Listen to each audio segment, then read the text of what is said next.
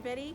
We're glad you could join us today. We're going to read another story and do a little art activity.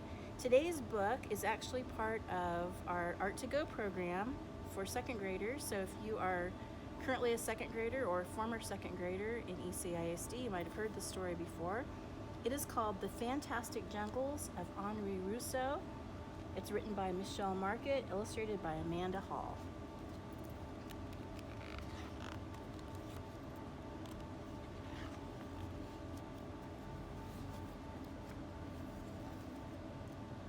Whoops. Okay. Henri Rousseau wants to be an artist. Not a single person has ever told him he's talented. He's a toll collector. He's 40 years old. But he buys some canvas, paint, and brushes and starts painting anyway. Why? Because he loves nature. Because when he strolls through the parks of Paris, it's like the flowers open their hearts and the trees spread their arms, and the sun is blushing ruby, all for him.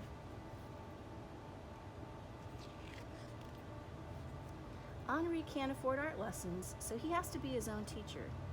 He goes to the Louvre and examines the satiny paintings of his favorite artists. To learn about anatomy, he studies photography and illustrations from postcards, magazines, and catalogs. One day, Henri reads about a big art exhibition. He puts his canvas in a handcart and wheels them to the building where the show will be held. He's 41 years old, and this is the very first time he'll display his work. He can hardly wait to hear what the experts will say. Mean things. That's what most of them write. But Henri snips out the articles anyway and pastes them in a scrapbook.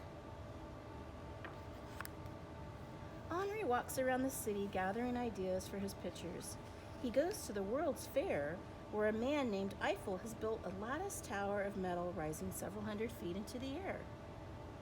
What thrills Henri most are the fair's exhibits of villages from distant lands. They remind him of adventure stories he loved when he was a boy.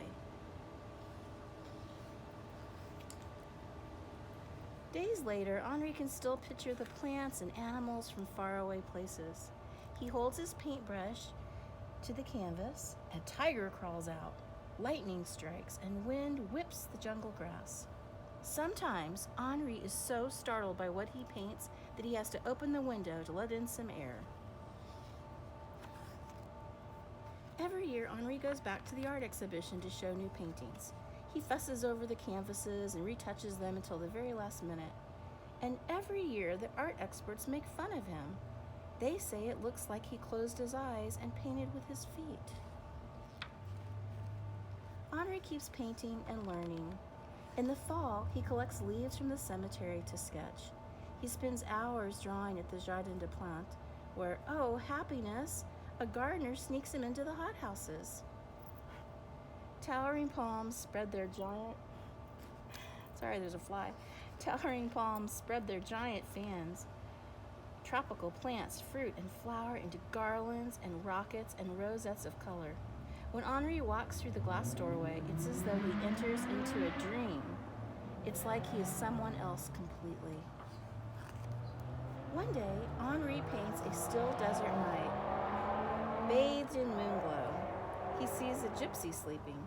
A lion creeps up but does no harm. Once again, he takes his work to the art show. This time perhaps he'll please the experts. His pulse races. The experts say he paints like a child. If you want to have a good laugh, one of them writes, go see the paintings by Henri Rousseau. By now, Henri's used to nasty critics. He knows his shapes are simpler and flatter than everyone else's, but he thinks that makes them lovely. He spends all he earns on art supplies and pays for his bread and coal with landscapes and portraits. In the afternoon, he takes off his frayed smock and gives music lessons. His home is a shabby little studio where one pot of stew must last the whole week, but every morning he wakes up and smiles at his pictures. Henri turns 61 years old. Because of his poverty, he'll never visit a real jungle. It doesn't matter. He sees one before him, clear as day. For weeks, he fills in his jungle, tenderly shaping every fern, every frond, every blade and leaf. And as always, when Henri finishes the painting, he takes it to the exhibition. Many experts mock him. One says only cavemen would be impressed by his art. But this time, several artists disagree. The artists are much younger than Rousseau and already well known. They befriend him. And whenever Henri has money to spare and stages a concert in his little studio, all the artists come, along with the grocer, locksmith, and other folks from the neighborhood. They listen to Henri's students and friends play their musical instruments, and Henri gives the shiniest, reddest apple to the children. One night, a well-known artist named Picasso throws a banquet for Henri. The old man sits upon a makeshift throne. Poets recite poems for him, and guests sing psalms and make speeches. Henri plays his little violin, and people dance to the music. His heart floats like a hot air balloon above the fields. Towards the end of his life, Henri makes a remarkable painting called The Dream, his biggest ever. And as he does every year, he displays it at the exhibition and anxiously awaits the reviews. A famous poet writes, "I don't think anyone will laugh this year," and few people do. 100 years later, the flowers still blossom, the monkeys still frolic, and the snakes keep slithering through Henri's hot jungles. His paintings now hang in museums all over the world. And do you think experts call them foolish, or clumsy, or monstrous? Mais non. They call them works of art by an old man, by a one-time toll collector, by one of the most gifted self-taught artists in history, Henri Rousseau. The end. Finished reading The Fantastic Jungles of Henri Rousseau, and now we're going to make some jungles of our own. So, we're keeping it simple, maybe just things you have at home, but for the jungle exercise, we're just going to use things that are green. So I've got a couple of different color green crayons and a green marker. We also, there's some different leaves that we can look at here. We also are going to have our paper vertical because we want to give that idea of a jungle is really tall and really lush. And I always ask kids when we're reading this together, what two things do you need for a jungle? You need lots of water and lots of sun. When you get lots of water and lots of sun, all those plants are going to grow really, really tall. So when you're looking, and let's look at one of Henri's jungles. Here's one of the jungles he did. When you're looking at his jungles, for one thing, we know from the story, he never got to visit a real jungle. He's using his imagination, so that's what we're going to do. But look how tall everything grows. There's almost not a lot of room for the sky up there. It's almost all plants and lots of green. So we're just going to do that today. So kind of a fun way to start. How I like to start my jungles. I start with some tall, kind of squiggly lines. They can be different heights. I'm just going to do a few. You can do as many as you want. You want it to look really thick, all right? And we're just using green. We're using a marker just for the outline. I'm going to come back in and add color with my crayons. So here's a couple different varieties of leaves that we can draw. And you can make up your own leaves. Some of you already have ideas for leaves that you want to do. The thing you want to keep in mind is that you want a lot of variety. That's going to make it look realistic. And you sometimes want to think about maybe using odd numbers because things in nature are not necessarily even and exact. They're going to be organic, kind of messy. Okay, so here is one of the leaves that's kind of fun to draw. You start off by just making little kind of sticks, little stripes coming up. Remember, these can be trees, these can be vines, it could be whatever you want. On this particular one, I've got my little lines, and then I'm going to come back and just do some little lines like this. And it kind of gives it that fern look.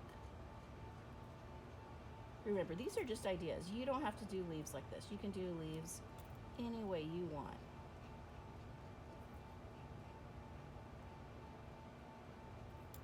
Just to give some people ideas if they're wanting ideas. All right, that's one way. Another one would be maybe kind of like this, but what if I did it tinier? It's kind of heart-shaped. What if I'd made little tiny hearts kind of up and down?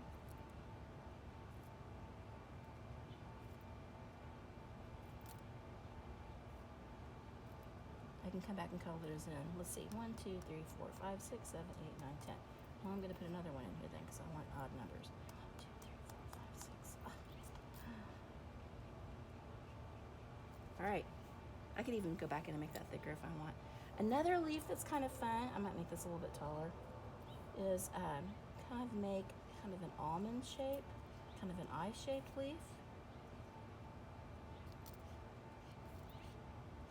And then you can come back in and make that little line down the middle. That's called the vein. Remember, I'm not coloring these in with a marker. Marker's just my outline. I'm gonna come back in with my crayon later. And then I kind of like these big ones too. These are kind of fun. So I'm just gonna make some big kind of floppy leaves.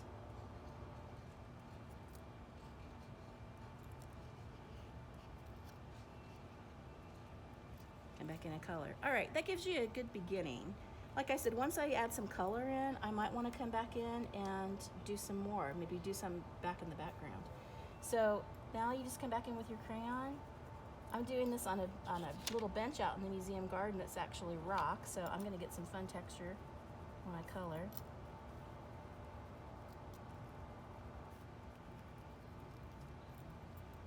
Color some of these. Same thing, I'm getting some of that fun texture in there.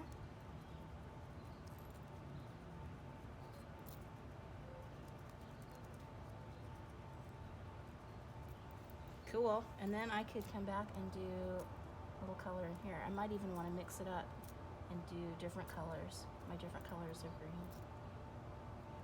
This one's kind of a, what does this say? This says yellow green, so it's got kind of more of a lime color in it. Anyway, you get the idea. You could keep going. We're just using green to start off with, but it would be really fun to come back in later, add in some flowers or maybe some jungle animals. You could put some people in there if you wanted.